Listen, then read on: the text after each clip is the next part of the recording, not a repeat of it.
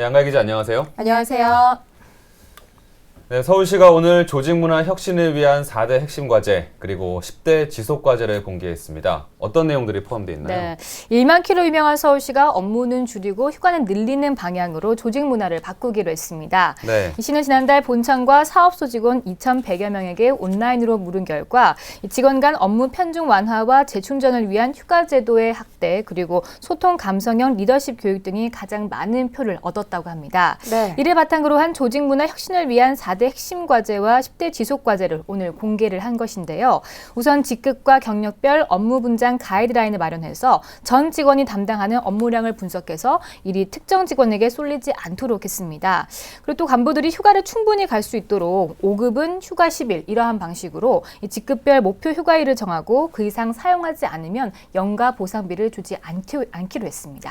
네, 뿐만 아니라 여름 휴가를 제외하고도 봄과 가을 휴가도 3일 이상 만들어서 4계절 휴가를 갈 수 있도록 와. 한다고요? 네, 그렇습니다. 네. 네. 그렇네요. 네, 지난해 장기 재직 휴가와 샌드위치 휴가를 사용을 권장한 결과 이 전 직원의 평균 연가 사용 일수가 12.3일로 조금 늘었다고 합니다. 네. 하지만 상급 이상의 간부는 8.3일로 평균을 밑돈다고 하는데요.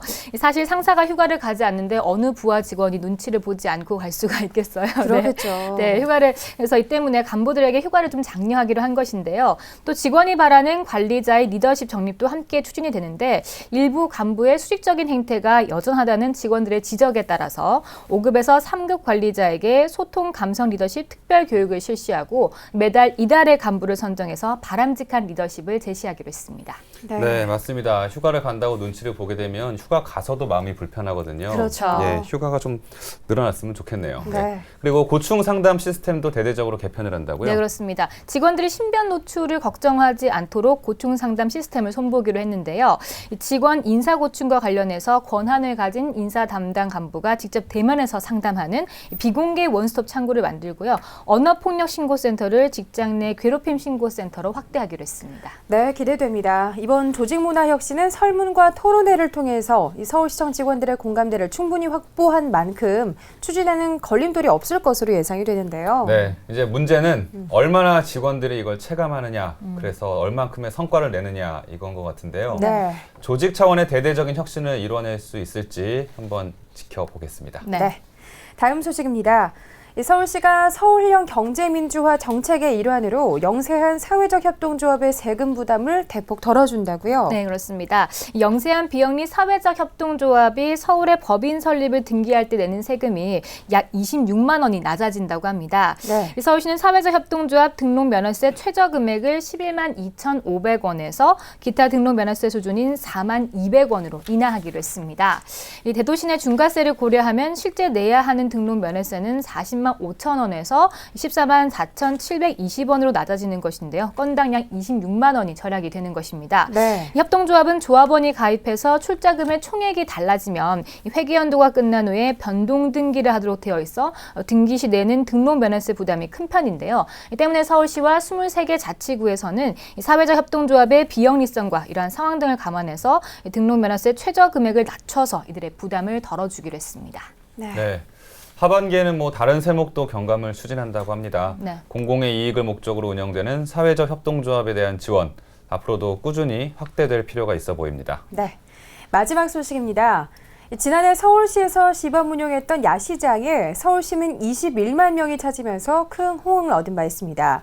이렇게 큰 인기에 힘입어서 올해부터는 매주 이 야시장을 운영하기로 했다고요? 네, 오늘 31일 여의도를 시작으로 이 매주 금요일과 토요일 밤에 먹을거리와 즐길거리가 있는 야시장이 섭니다. 네. 이 서울시는 밤도깨비 야시장을 10월까지 매주 금요일과 토요일 오후 6시부터 11시에 상설 운영하기로 했습니다.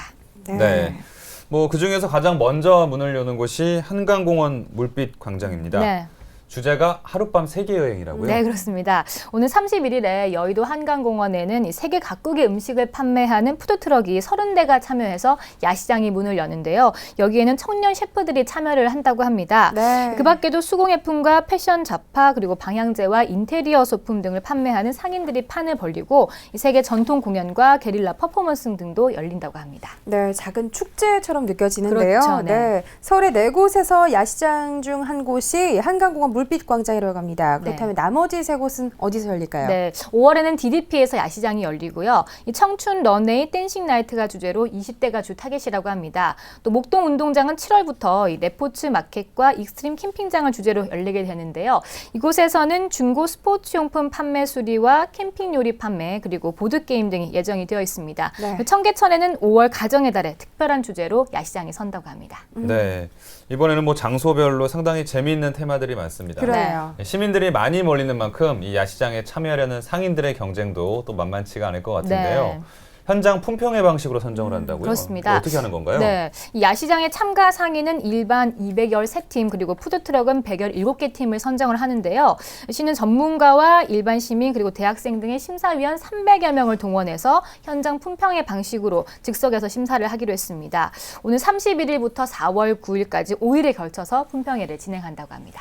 네, 네. 사실 세계 어느 나라를 가봐도 우리나라만큼 야간 치안이 잘 되어 있는 곳이 없습니다. 네, 맞습니다. 네. 저 외국에 나가면 밤에 무서워서 못 다니겠더라고요. 네, 불안해요. 네, 서울 야시장이 이러한 장점을 잘 살려서 시민들이 주말 밤을 재밌게 보낼 수 있기를 기대해 보겠습니다. 네.